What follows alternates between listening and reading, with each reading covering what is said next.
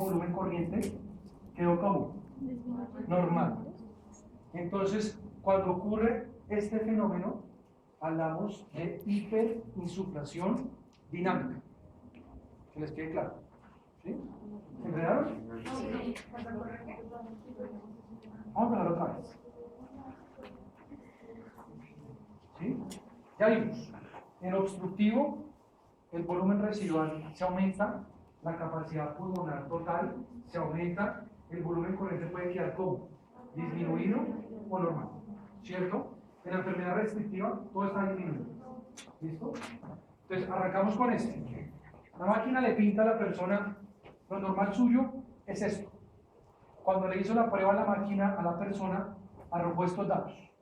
Este dato de acá es volumen residual, esto de aquí es el volumen de reserva inspiratorio, esto aquí es el volumen corriente. ¿Sí? Entonces miramos, a esta persona se le aumentó la capacidad pulmonar total, ¿por qué? Porque aumentó su volumen residual, o sea que es una persona con una enfermedad ¿qué? Obstructiva. ¿Listo? Sale. ¿Qué tenemos que mirar al obstructivo? Si él hace un evento que se llama hiperinsuflación dinámica. ¿Qué es eso? Que cuando empieza a respirar muchas veces, se empieza a quedar cada vez con más aire guardado, hasta que ¿qué? Hasta que disminuye el volumen corriente. ¿Sí? Entonces, si ustedes en la prueba miran que el volumen corriente está normal, es un paciente con una obstrucción normal.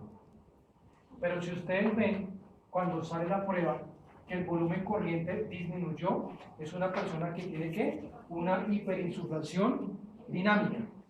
Si ustedes ven que la prueba tiene una persona una hiperinsuflación dinámica, quiere decir que está súper comprometido. ¿Por qué? Porque no le dan tiempo al pulmón de relajarse para sacar el aire, sino que siempre ¿cómo queda? Siempre queda con el aire guardado. ¿Claro? Listo, eso es todo con los volúmenes pulmonares. ¿Y si la tiene aumentada? Si la tiene aumentada, pues va a ser muy difícil que la tenga aumentada. No, o sea, es imposible que una persona se le aumente el volumen corriente, ¿sí? Porque uno no puede movilizar más de lo que está. ¿Y el volumen corriente de qué depende? De lo que yo pueda ingresar y de lo que yo pueda sacar. Entonces, el obstructivo, ¿cómo va a estar? Disminuido, porque puede ingresar, pero no puede sacar. Entonces, es una relación negativa. ¿Cómo queda la relación? Disminuida. ¿El restrictivo qué problema tiene? Que si mete poquito, saca poquito. Entonces, por relación directa, ¿cómo queda el volumen corriente? Disminuido. Entonces, nunca va a estar aumentado. ¿Listo? La otra. Otra prueba. Esta es un poquitico más cansona.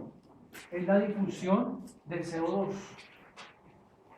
En la prueba de difusión de CO2, como su nombre lo indica, es para mirar el CO2 cómo se está intercambiando. ¿Sí? ¿Qué tanto queda en la sangre? ¿Qué tanto que está en la sangre pasa al alveolo? Y esa que está en el alveolo, ¿qué tanto sale? ¿Listo? Entonces, esa es la prueba de difusión del CO2.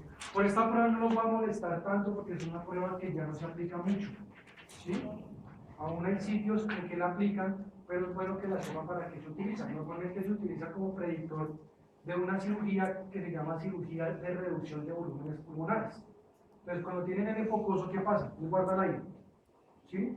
Entonces, le hacen la prueba de difusión del CO2 para ver si la persona está guardando ¿qué? CO2.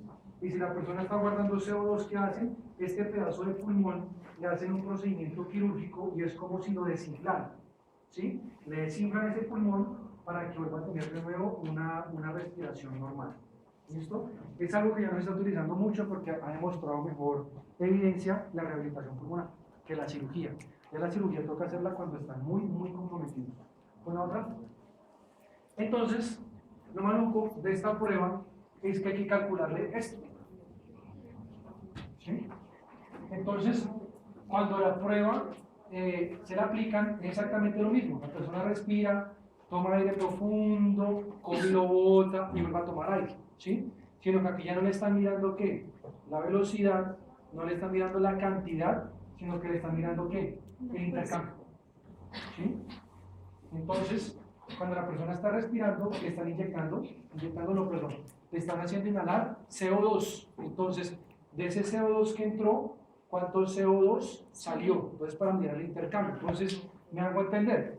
Si le metí 50 de CO2 y en mi cuerpo tengo 20 para sacar el CO2, que es normal, que cuando lo saque 70. ¿Sí? Si en cambio le meto 50 al CO2 y cuando salgo me sale 40, ¿qué quiere decir? Que él se quedó con CO2 guardado, o sea, que tiene problema en el intercambio. Entonces, ¿uno qué hace con la prueba? Entonces, hace la prueba y la prueba le O sea, que eso es lo que le pasa a estos dos datos. La difusión de CO2 y le arroja el dato de la difusión de CO2 ajustado a la altura, ¿sí? O ajustado al volumen alveolar. Recuerden que este volumen alveolar depende de la altura. Nosotros en Bogotá tenemos menos presión barométrica, entonces nuestro volumen alveolar, ¿cómo está? Disminuido. Si nos vamos para Barranquilla, hay más presión. ¿Qué pasa si hay más presión? Tengo más volumen. Entonces, este volumen alveolar es ajustado a la altura. Entonces, ¿uno qué hace? Mira el valor que arroja la prueba.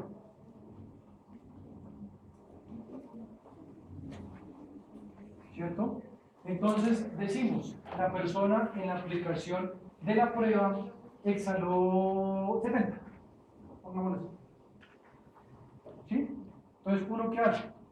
Reemplaza la ecuación. Coge 0.116 por la edad. A eso le suma 0.108 por la talla y le da ¿qué? El predicho.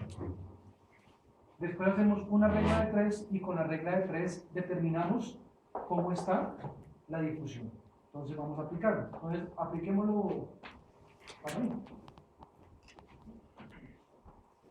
¿Sí? Entonces mi DDSO, o sea, mi difusión a este nivel de altura es igual a 2.881 menos.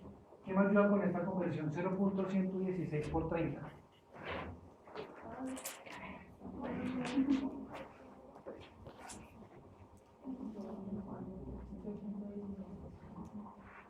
¿116?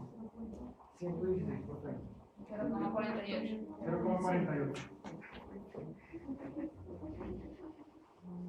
Más 0.108 por 180. Por 180, perdón. 19,44. ¿Sí lo estaba diciendo bien? Porque está a 348. 348.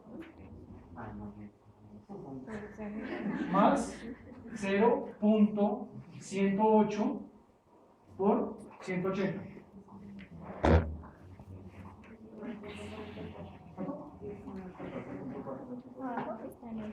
$19.44. ¿Cuánto da esta operación?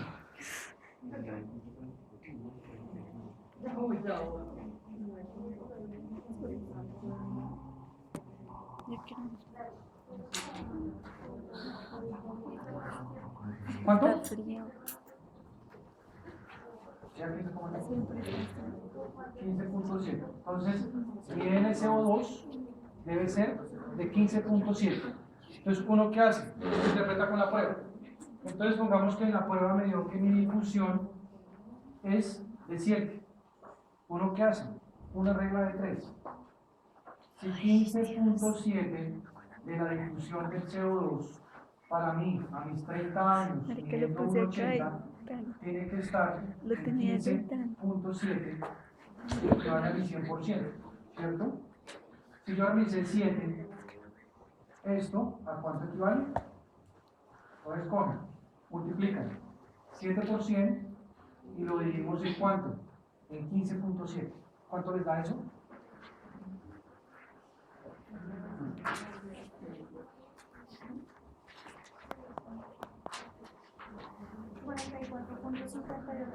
Entonces, quiere decir que mi difusión del CO2 está en ¿qué? En el 44.58%. ¿Cuál 7? Ah, pues digamos que la prueba me arrojó esto, que dice 7. ¿Sí? Este 7 es lo que arroja la prueba. ¿Sí? Es lo que arroja la prueba. Entonces, ¿qué quiere decir? Que yo tengo una capacidad de difusión del CO2 del 44.58%. O sea, de ese 100% que yo debería exhalar, me estoy quedando con qué? Guardado con el 44.58%. La misma operación la hacemos con el CO2 ajustado a la altura.